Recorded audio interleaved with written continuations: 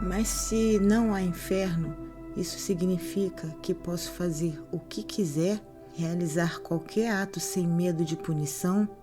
É do medo que você precisa para ser, fazer e ter o que é intrinsecamente certo? Tem de sentir ameaçado para ser bom? E o que é ser bom? Quem tem a palavra final sobre isso? Quem dá as diretrizes? Quem cria as regras? Eu digo que é você quem cria as suas próprias regras, que dá as diretrizes. É você quem decide o quanto se saiu bem, porque é o único que decidiu quem e o que realmente é e quem deseja ser. Você é a única pessoa que pode avaliar como está se saindo. Ninguém mais o julgará. Por que e como Deus poderia julgar a sua própria criação e considerá-la ruim?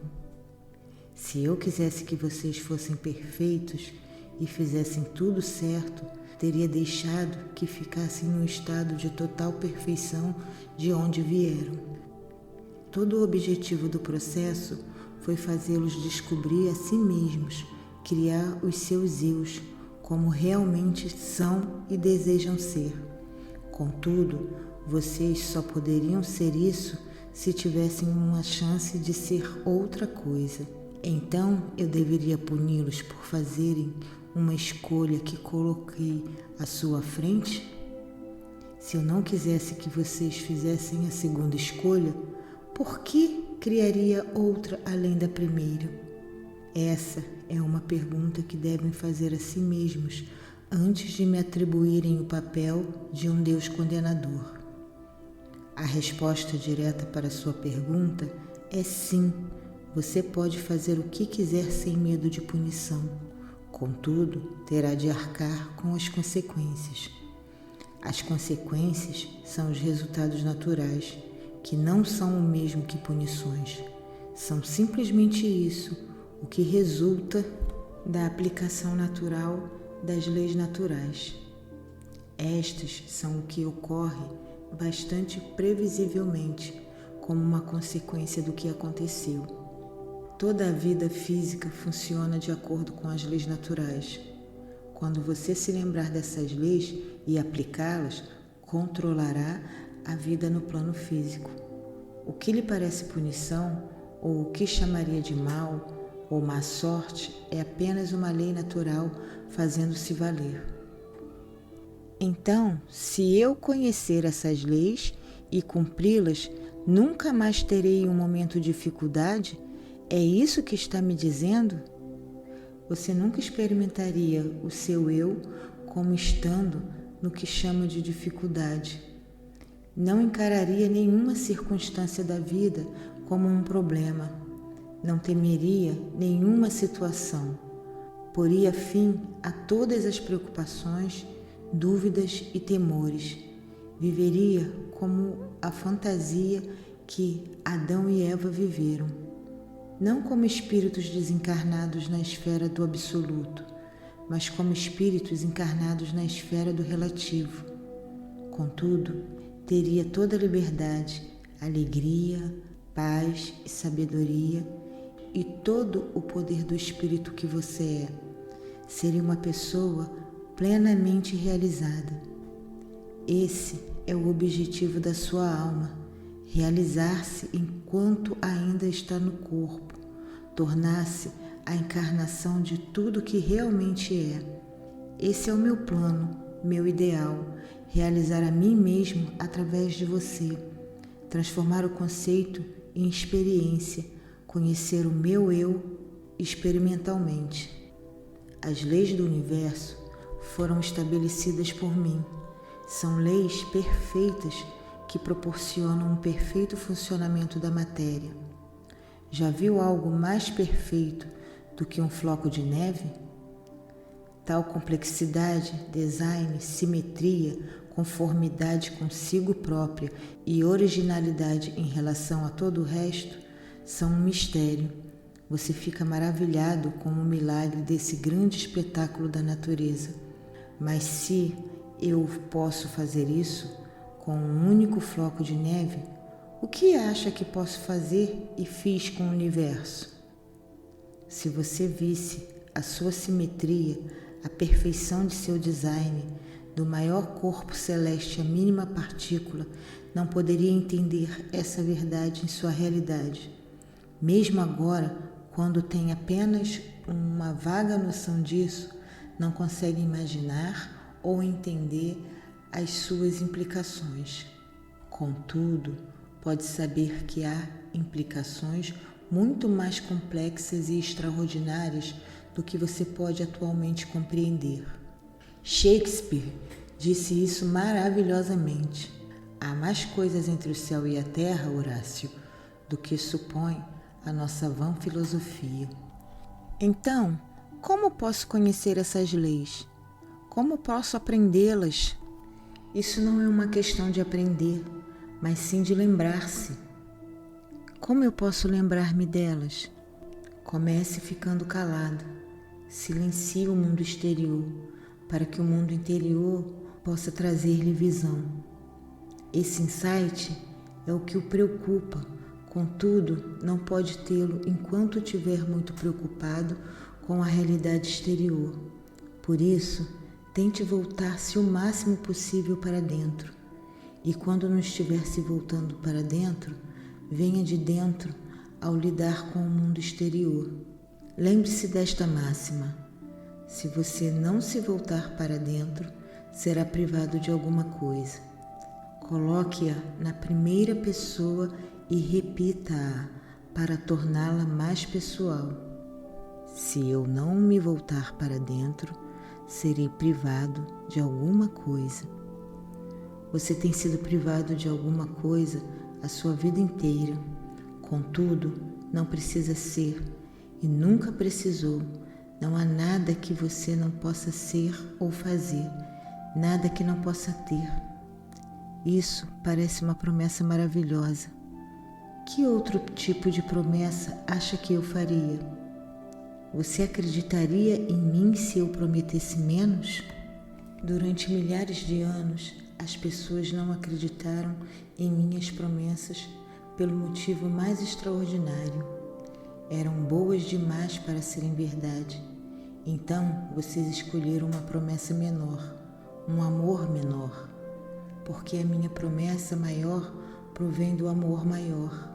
Contudo, não podem conceber um amor perfeito, e por isso uma promessa perfeita também é inconcebível, como o é uma pessoa perfeita.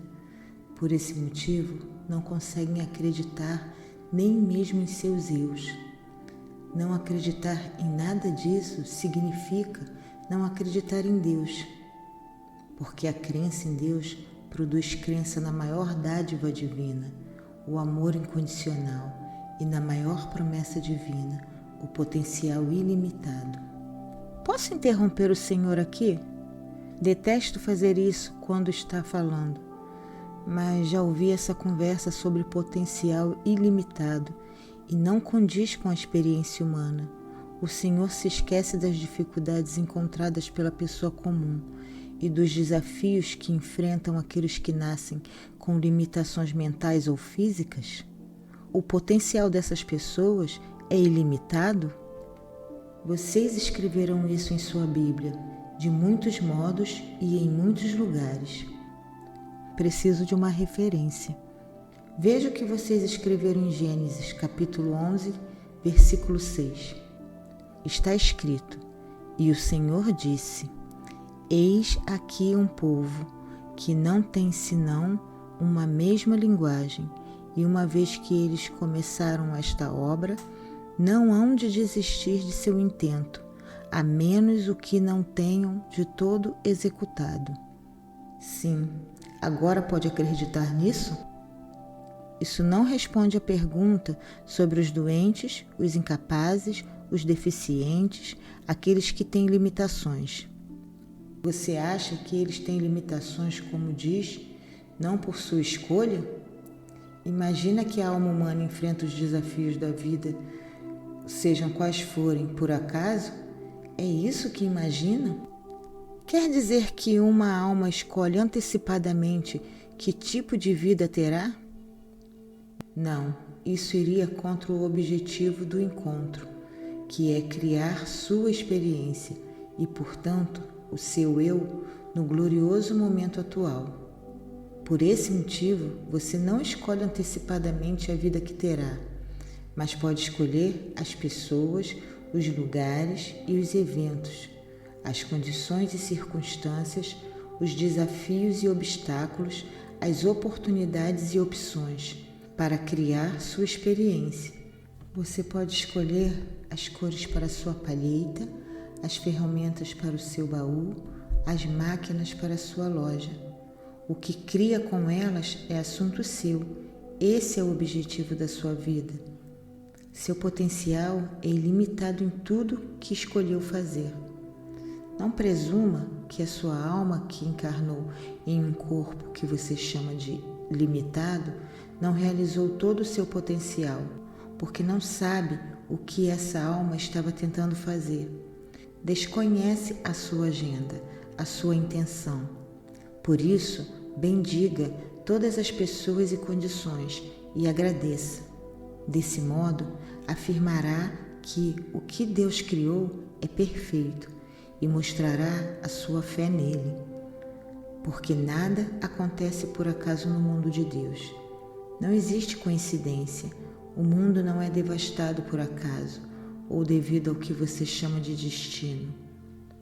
Se um floco de neve tem um design totalmente perfeito, não acha que o mesmo deveria ser dito sobre algo tão maravilhoso quanto a sua vida? Mas até mesmo Jesus curou doentes.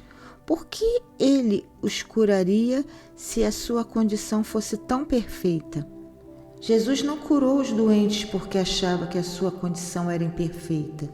Ele os curou porque viu aquelas almas pedindo a cura como parte de seu processo. Viu a perfeição do processo, reconheceu e compreendeu a intenção da alma.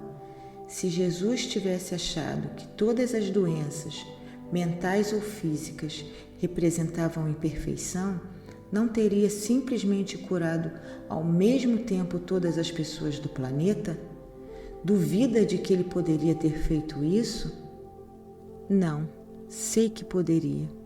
Ótimo, então a mente deseja saber por que ele não o fez. Por que Cristo decidiu que alguns deveriam sofrer e outros ser curados? Por que Deus permite o sofrimento? Esta pergunta já foi feita antes e a resposta é a mesma. A perfeição no processo e toda a vida resulta da escolha. Não se deve interferir na escolha ou questioná-la, muito menos se deve condená-la. Deve-se observá-la e depois fazer o possível para ajudar a alma a fazer uma escolha superior. Portanto, seja atento às escolhas das outras pessoas, mas não as julgue. Saiba que a sua escolha é perfeita para elas neste momento, mas esteja pronto para ajudá-las se mais tarde quiserem fazer uma escolha nova, diferente, uma escolha superior. Esteja em comunhão com as outras almas e seus objetivos e suas intenções se tornarão claros para você. Foi isso que Jesus fez com aqueles que curou e com todas as vidas que tocou. Ele curou todas as pessoas que o procuraram ou que enviaram outras para implorar por elas. Jesus não curou a esmo. Isso seria infringir uma lei sagrada do universo. Deixe todas as almas seguirem o seu caminho. Mas isso significa que não devemos ajudar as outras pessoas sem que nos peçam?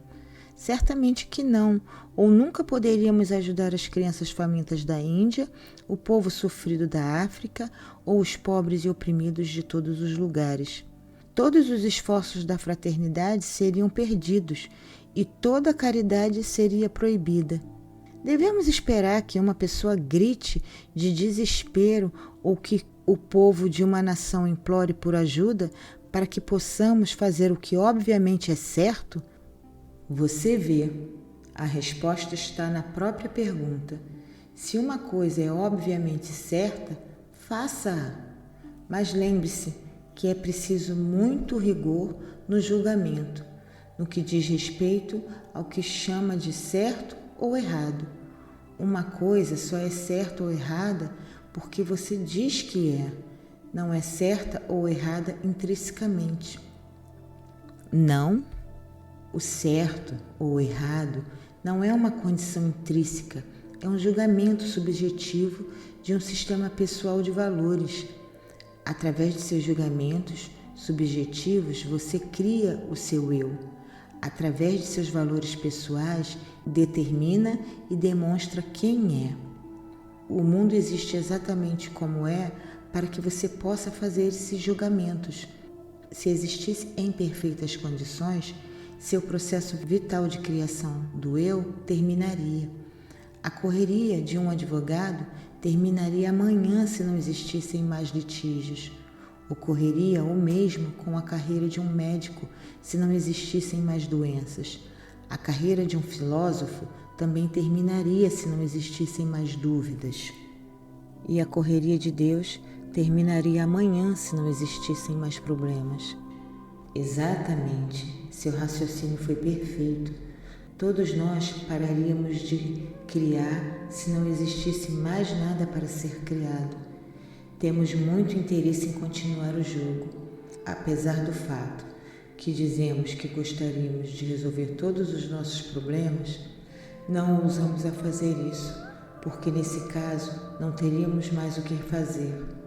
Seu complexo militar industrial entende isso muito bem.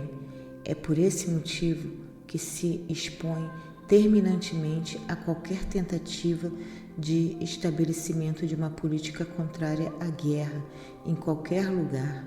Suas instituições médicas também entendem isso. É por esse motivo que se opõem firmemente, têm de fazê-lo para sua própria sobrevivência a novas drogas ou curas maravilhosas e ainda mais a possibilidade de milagres. Sua comunidade religiosa também tem essa lucidez. É por esse motivo que sempre se opõe a qualquer definição de Deus que não inclua medo, julgamento e punição, e a qualquer definição do eu que não inclua a sua própria ideia do único caminho para Deus. Se eu lhe disser que você é Deus, para onde vai a religião? Se eu lhe disser que está curado, para onde vão a ciência e a medicina? Se eu lhe disser que deve viver em paz, para onde vão os pacificadores? Se eu disser que o mundo é fixo, para onde vai o mundo? E quanto aos edificadores? O mundo é cheio de dois tipos de pessoas. Em certo sentido, até mesmo os que apenas lhe dão as coisas que você quer. Os açougueiros, os padeiros, os fabricantes de castiçais também são edificadores, porque desejar uma coisa frequentemente é precisar dela, e por isso que é dito que os viciados precisam de uma dose. Portanto, tome cuidado para que o desejo não se transforme em vício. Está dizendo que o mundo sempre terá problemas? Que realmente quer que seja assim? Estou dizendo que o mundo existe do jeito que é, como um floco de neve existe do jeito que é, propositalmente. Vocês o criaram assim, como criaram suas vidas exatamente como são. Eu quero o que vocês querem. Quando realmente quiserem acabar com a fome, não haverá mais fome. Eu lhes dei todos os recursos para isso. Todos vocês têm os meios para fazerem essa escolha, mas não a fizeram. O mundo poderia acabar com a sua fome amanhã. Vocês escolhem não fazer isso.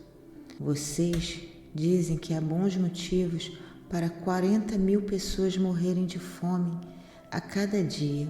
Não há.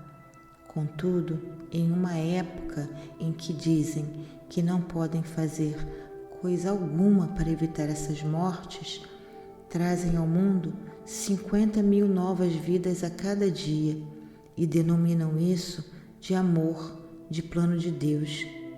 Esse é um plano totalmente ilógico, irracional e impiedoso.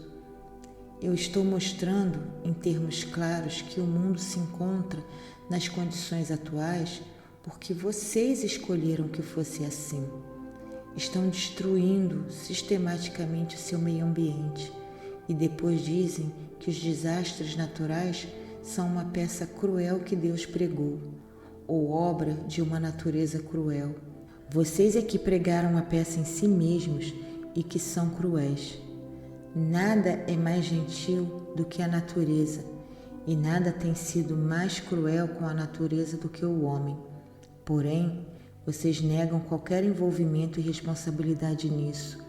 Dizem que não é sua culpa e nesse ponto estão certos. Não é uma questão de culpa, mas sim de escolha. Vocês podem escolher acabar com a destruição de suas florestas tropicais amanhã, parar de destruir a camada protetora de ozônio que flutua sobre o seu planeta, por fim ao ataque ao seu complexo ecossistema. Também podem tentar juntar as partes do floco de neve, ou pelo menos evitar que derreta, mas farão isso? De igual modo, podem acabar com todas as guerras amanhã, simples e facilmente.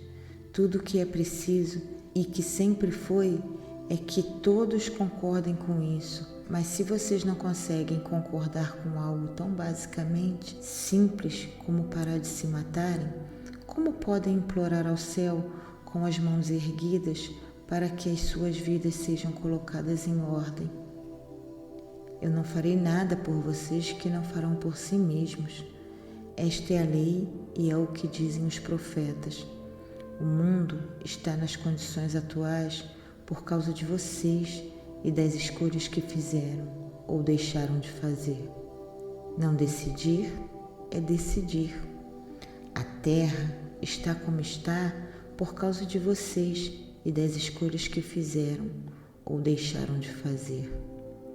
Suas próprias vidas estão como estão por causa de vocês e das escolhas que fizeram ou deixaram de fazer.